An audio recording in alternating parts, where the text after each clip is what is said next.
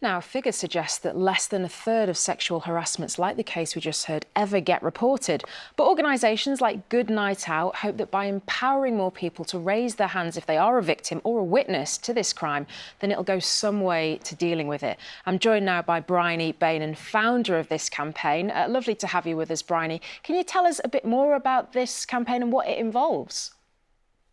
Absolutely. Hi. So Good Night Out campaign is for safer nightlife. So we work with venues, pubs, festivals, clubs, and communities to challenge all forms of gender-based violence. We really just believe that nights out should be about fun and freedom rather than fear. We started in London in 2014, and we're active training people up and down the UK. We've got projects in Germany, Canada, and Australia. One of the things that we know is that perpetrators like this feel more entitled to act when they believe that venue staff either don't know, don't care, or will ignore sexual assault. So by making it easier for people to come forwards, we can actually prevent it from happening in the first place. Why was it so important for you, Bryony, to set up a service like this? So my background is in working for frontline sexual violence and domestic abuse services as a trainer, but I've also played in bands for many years and have toured internationally quite a bit.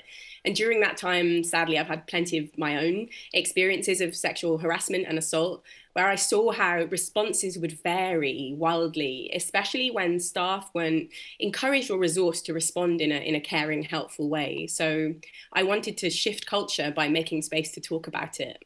And part of this campaign involves training club and bar staff, doesn't it? Yeah, so we run interactive workshop sessions, and they give teams what's often their first chance to speak openly about abuse while at work, including, those experiences that they might be having themselves.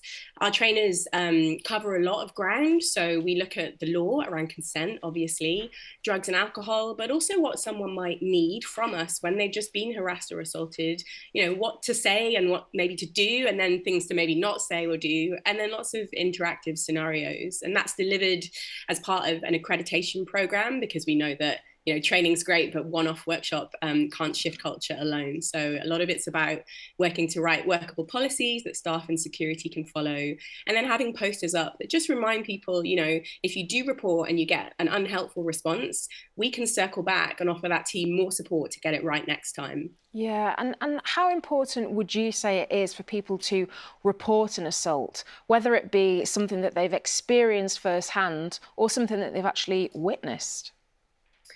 That's a very personal choice. And my biggest priority, I would say, is that someone who has been targeted feels listened to, believed, and like they have options in that moment. Some might feel, what? I just want to go home now. And someone else might ask for support to challenge a harasser. And those are both valid responses. So I would just say, to remember that venues do have a duty of care towards you. You deserve to be listened to. You don't have to deal with this alone. And that what we can all do is play much more a role in looking after each other. Check in if you're worried about someone, challenge our friends and peers if we need to, and just become more of an active bystander, because our pubs and our clubs are some of the most important community spaces that we have left. So it's really up to us, we need to keep each other safe. Yeah, very true. Bryony, thanks again for joining us this morning. Really good to speak to you.